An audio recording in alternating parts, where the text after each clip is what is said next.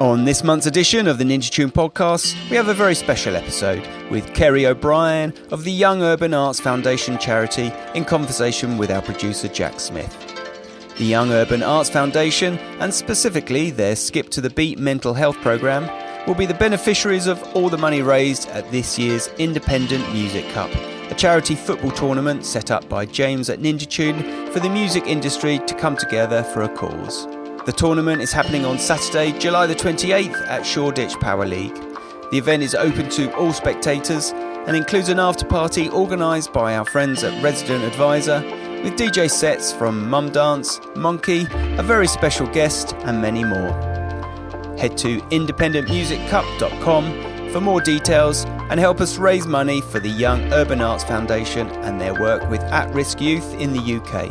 Don't forget to subscribe and rate our show wherever you get your podcasts.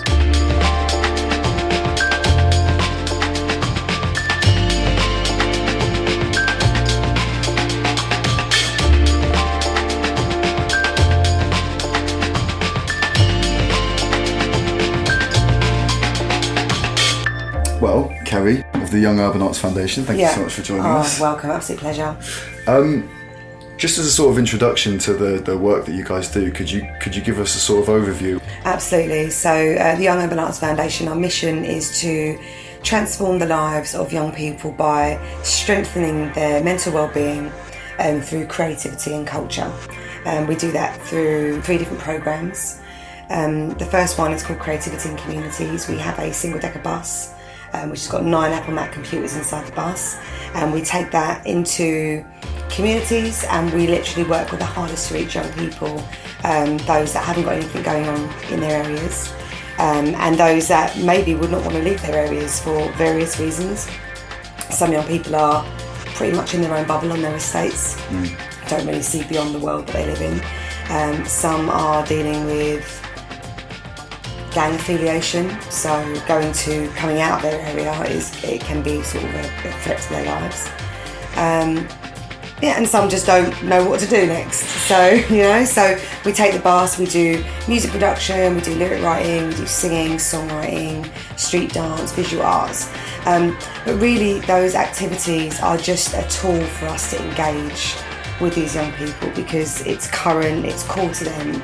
But what we're really aiming to do is really get them out of the bubble they're in and help them to build their confidence, their skills, build their aspirations, bring in positive role models and find out what it is they actually want to do. And then working with all our sort of local community partners and our partners within the creative industries, we then look for opportunities for them as well. So that's Creativity in Communities. And then Skip to the Beat, it's a music and arts mental health programme, and the reason we designed that programme was simply because we were going into these estates and we were realising most of the young people, 80%, were suffering with some form of mental health, whether it was they were self-harming or whether they were having some sort of psychosis or whether they were just completely depressed, high levels of anxiety. And we were going into these estates and I was like, oh my God, like what do we do with this? All we can do is provide a space. So alongside that, my dad committed suicide a few years ago due to sort of undiagnosed mental health conditions. And one of our students a couple of years ago got murdered who had severe mental health conditions, and I believe if he didn't have those conditions he wouldn't have been in that situation he was in. So sort of combined with all these reasons, I really wanted to make a bigger difference to young people, because if you can improve mental health and well-being of anyone, they've got better life chances, they see the world in a different way, they are able to look at their future rather than trying to just cope with what they're going through. So we designed this programme with a board of health professionals, sort of service users, doctors, clinical psychologists and occupational therapists. And we launched that in 2016. Really exciting programme. It's over 3 months. It's taking young people on a journey of sort of self-discovery, self-reflection, creativity, and really helping the young people to sort of create those building blocks for their lives. Throughout the programme we teach things like, mindfulness, take them out into nature, teach them how to journal, and obviously all the arts that they learn. So what we're essentially doing on that programme is helping them to build their own resilience for when emotions come up or when life gets crap, and giving them the tools to help them bounce back on their own. Also to teach them that, it's okay not to be okay. And mental health is just like physical health. We still have to nurture it, we still have to look after it. If you're not well, you go to doctors. If you hurt your knee, your arm, whatever, you go to the doctor or the hospital. But if you're dealing with anxiety or depression, there's so much stigma attached to it.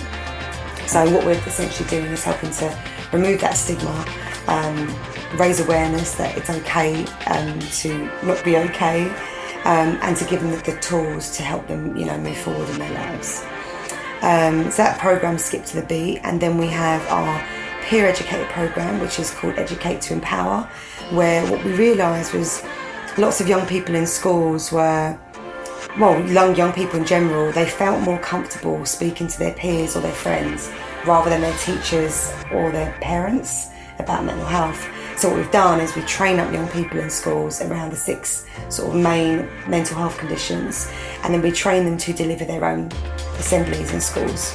Amazing. So what sort of age are those? Between 13 and 19. Almost being like a first point of contact. Absolutely. As in, like, someone can come to them and then they're the gateway to get like further, more professional treatment. Absolutely. So within the programme as well, we teach the young people where they can go for help, and very generic, like, there's sort of numbers you can call, the places you can go, the services that are out there. But really, once a young person identifies that they are dealing with some mental health, they should really be able to go to their school, and then the school will be able to get them referred on to other services. Or what it does, we remove the stigma so much, they go and talk to their parents about it, and they get the support by their parents. It's really about just coming out with what's going on for them, because once they start talking about it, the solutions can start to open up as well.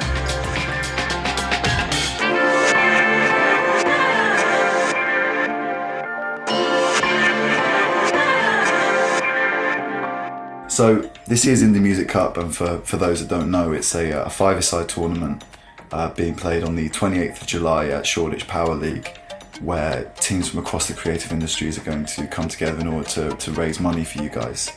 How did that collaboration come about?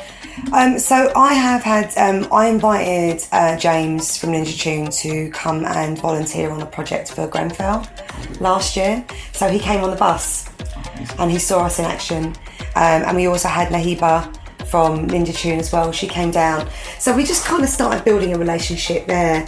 And then they said, look, we want to put this event on for you. And they were talking about the Indie Music Cup last year. And they said, look, we'd love to choose you as our charity of choice for the event. And that's how it came about, really. I think that Ninja Tune are really passionate about the work that we do.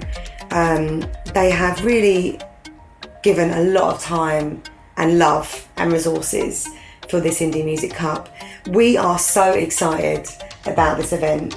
Not only have we got the event happening, but we've also got a DJ workshop led by DJ Mag on the 24th of July, which is going to be led by Jam Supernova. So that's really, really exciting. We're going to have some of our young people from Wandsworth coming down for that workshop. And then obviously we've got the pre-party, which is at Rough Trade, which is going to be on the 26th of July.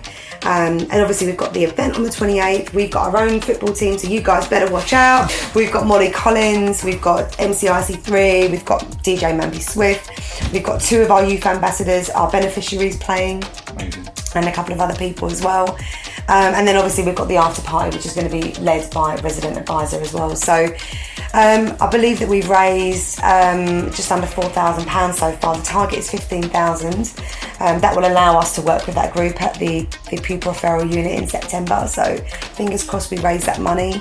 Obviously we've got the David Beckham football as well that was donated to us. So yeah, I mean, we're just very grateful that we are being supported, not just by Ninja Tune, but Pioneer. They give us an amazing set of decks, which has like changed our workshops, and just the 32 teams, PRS, Royal Albert Hall, Mix Mag, DJ Mag, Barbican, Big Dada, the list goes on. I just want to say, on this podcast, thank you Thank you to you all for, dedicating your time and resources and your teams and your energy for our cause, and just know that, everything that you guys are doing is really going to help us to make that bigger change for the young people out there at the moment in London.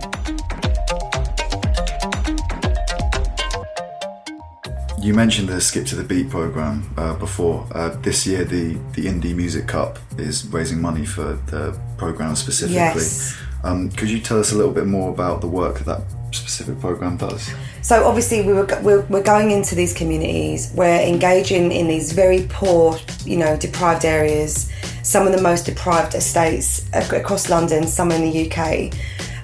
So if you can imagine being poor, maybe parents are, either not around, or they're on drugs, or they're mentally ill. The life chances of these young people are really low, and they tend to develop mental health conditions. And what is a mental health condition? So, mental health and physical health, they are the same, but some of the things that are labelled as mental health are things like depression, anxiety, suicidal thoughts, young people that self-harm, psychosis, which tends to come from people who smoke skunk. It develops, and a lot of young people are smoking. All the young people that we were engaging with, about 80% of them were sharing with us through their lyrics, through their songs. We were seeing it, some of it was really visual, that they were all really suffering. And going into an estate for sort of 6 to 12 weeks at a time, there's only so much you can do, because some of them drop in, they drop out. It's not a contained area. They can come on the bus, they can get off the bus if they want. So we started to identify this as a real issue. And then one of our students in 2015 got murdered, stabbed to death in his mum's house, in front of his mum. He invited these guys into the house because he had mental health conditions. He was very innocent. And he died, and that really had a huge impact on me personally, on the charity. So around the time of when I said all the cuts came in and we had to shut down the organisation for a while, alongside that I was like, okay, right, well, if we're going to relaunch, if we're going to look at, if I'm going to restart again, let me look at some new programmes. So together with a board of health professionals, clinical psychologists, nurses, occupational therapists, service users and our arts facilitators, we designed a programme, and the programme is called Skip to the Beat. Skip to the Beat is now a 3-month programme where we take young people on a journey of creativity, self-reflection, self-discovery, and helping them to build the sort of building blocks for their lives. It's in a very small group, so we're only working with 12 young people over those 3 months. Trying to create an intimate setting for them, a safe setting, a setting where they can start to build peer relationships between themselves, something that we couldn't do on the bus. So it's using creativity to build a community. A lot of the things that we do are very teaching the young people about the language of feelings. So I'm all right, I'm okay. Young people are like, yeah, I'm cool, I'm safe, I'm calm. But really what's going on for them is not what they're saying. So we have a vocabulary of feelings. Some of them are really positive. Rather than saying, yeah, I'm good, it's like, oh no, I'm feeling really excited today. Or, if I'm not feeling so great, well, I'm feeling quite low today. I'm feeling a bit confused. I'm not sure how I feel today. Rather than, I'm all right, I'm cool. So what that does essentially is it opens up dialogue to explore what's going on for them. And that it's not counselling, but it's definitely a form of exploring more. So that's one element. So we have a check-in every day. We sit in a circle and we go, okay guys, how are you feeling? And it always starts off really hard, and then by the end of the programme they're just spilling their guts and talking about how they feel. So that's one real key element of the programme. We bring in musicians, we bring in speakers, so we work out what it is, what all their skills are, what they want to learn. So the programme that we're hopefully going to run in September, if we get this funding, we've already met with 13 young people. 3 of the young people, dads died in the past 3 months. So we know we're going to bring in people that are going to be around grief. Some of them are, one guy plays piano, so we're going to bring in a pianist. So it's a really needs-led programme where we bring in, but we have our key facilitators that hold them all the way through the programme, and then we bring in special speakers. They do storytelling, they do spray painting, they produce music on the bus. But again, it's all about doing something and then reflecting on it. So we made a t-shirt today, guys, great. So what does this mean to you? What's that image on that? What does that mean? And it's really about them creating and reflecting. That's what it's all about. So it's really about changing mindsets. It's about, we teach meditation. We call it me time, So where we just, at the end of each session, we put on some music and we go, guys, just lie down and just listen to the music. And sort of, we take them through a journey of how to sort of, when your thoughts come in, what to do. We don't call it meditation. They all know it's meditation, but we try not to label it that way. We take them out to nature. We go on nature walks and we go, guys, how do you feel when you're out here? Oh, I feel really enlivened, I feel great. So if you're having a bad day, what can you do? I can go to the park.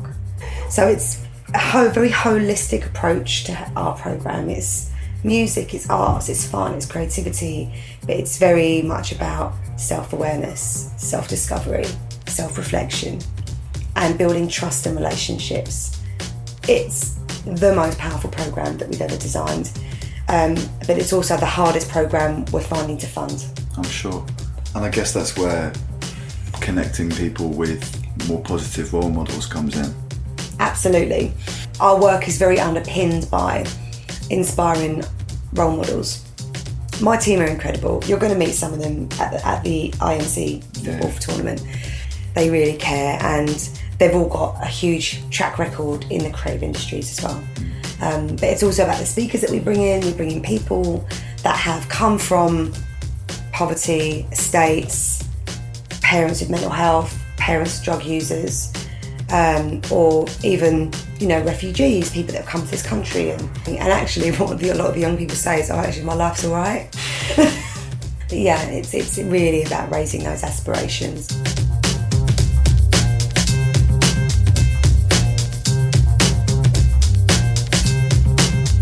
I guess you've kind of covered what you consider the mission statement to be, but where are you guys active on the ground? So at the moment, we're just about to hit our summer programme. So we're working in, I think, about 12 boroughs over the summer. A mixture of the bus going into the States, us doing wellbeing programmes for local youth services. And then from September, hopefully if we raise enough money with IMC, we'll be delivering a Skip to the Beat programme with a pupil referral unit. It's called the Pavilion in Barnet. A pupil referral unit is basically a place where young people are sent once they get excluded from school. How is your charity funded? Is it predominantly through private donations? So up until about 2014, it was a mixture. We used to get a lot of funding from youth services. So we'd work with boroughs and they would give us a lump sum to deliver a number of programmes a week. 2014, I think the government changed. When the government changed, everything changed for us. In 2015, we actually had to shut down because of the cuts, but I reopened. I refused to give up.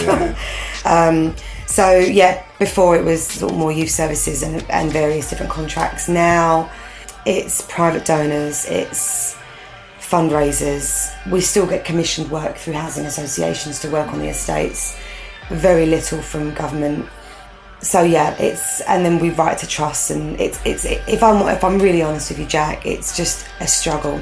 Well, of course, with all of the cuts, charities like yourselves are now almost having to fill a lot of gaps that used to be covered by government grants, government funding. Yeah. How do you feel like the kind of change in politics over the last couple of years has affected your work? It's been a 360. It's like night and day. 80% of youth clubs have been shut down in the past 3 years. They invested money in these youth clubs, like millions, in renovating these centres, and then they just shut them down. The impact that the political agenda has had is death. Young people are dying on the streets every day from youth violence. And this isn't because the young people are violent young people. It's because they have got nothing to do. It's because poverty has gone up ridiculously. Their aspirations have been lowered because there's no services out there for them to tap into, to start, for further education, extra training. There's no outreach teams on the streets to go and find these young people. So they're being picked up and groomed by gangs because they're desperate. They need money. A lot of their families are poor. And a lot of these young people that we're dealing with are very vulnerable. So vulnerable young people in a youth club is good because they've got a community, they've got friends, they can build networks, they can tap into opportunities. But when those opportunities are taken away, sadly, these gangs see these vulnerable young people and they entice them through money, by showing them how much money they can make a week. And what happens with these young people is I don't know if you've heard of county lines. I have, yeah. So a lot of young people are pretty much kidnapped voluntarily, but they don't realise they're being kidnapped to go and work out of London and manage phone lines, selling drugs, moving around weapons, because these gang members won't carry them, won't do the dirty work. Once these young people get into this culture and they start seeing how much money they can make, they're pretty much tied in. Sometimes they can't get out of it. Sometimes they don't want to get out of it because they're like, well, I'm making $1,000 a week. Yeah. What other opportunities have you got? Exactly. So a lot of, like the Skip to the Beat programme, for example, in the pupil referral unit, the programme that we ran this year, half of them were in gangs. Half of them. And I think 2 of them went back to school actually after our programme, which is incredible. I mean, I can talk about the need all day long, in terms of why our services are so needed. Why do I work that way that I work and work so hard? Because if Young Urban Arts disappear, another organisation has disappeared, that's essentially thousands more young people that may end up in prison, dead, on drugs, in gangs. Or, on the other side of it, young people that have just got really severe mental health conditions and they get worse, they end up in hospitals and their life chances are diminished as well. So it's pretty life or death, the work that we do. Some people might look at the arts and music and just go, it's just music and arts. But it's much, much deeper than that, and it's much more important. Just to sort of finish up, what advice would you give to people who wanted to get more involved? Because all the work we've been doing is outreach, we don't have a big base for young people. We just have an office that we work from. But what we realised was that we really do need a premises, so we can start really nurturing more young people. We are setting up a youth radio station, and we're looking for a premises at the moment. And in the premises there'll be lots of different services by lots of different partners. We are, again, fundraising for it. I don't know how quick it's going to happen, but we do need some support. We do need volunteers once we get the premises to volunteer time to help us run the building, to help us get the building up and running. We are always looking for creatives to come and volunteer on our programmes, even as one-offs. Anyone that has got any networks with brand sponsors, with people that can actually come in and help us to grow this in a really much bigger capacity, who would want to volunteer their time to help us get in front of brands, to help get our Skip to the Beat programme sponsored, to help get these community sponsored so we can keep doing the work in there. And also we are working on a youth marketing hub, so where we will work with brands. So if the brands want the young people's ideas on advertising campaigns, they can work with us. They can pay our young people. They can work with our young people to design their briefs and come up with some new ideas. Because I know lots of brands, they want it to be youth-led. So, especially, as you said, in the age of social media, it's literally all about accessing these markets of young people that are no longer accessible through traditional media. Exactly. Other ways that people can get involved with us, if you have skills and you have a passion to want to give back and do something, you can just contact me directly. Our website is yuaf.org.uk. Our Instagram is at YUAF official, the same as our Twitter and our Facebook. But yeah, we're a very open, friendly team, so yeah, you can just get in touch with me and we can have a chat about it. Thank you so much for joining us. Oh, it's been a pleasure. Thank you, Jack.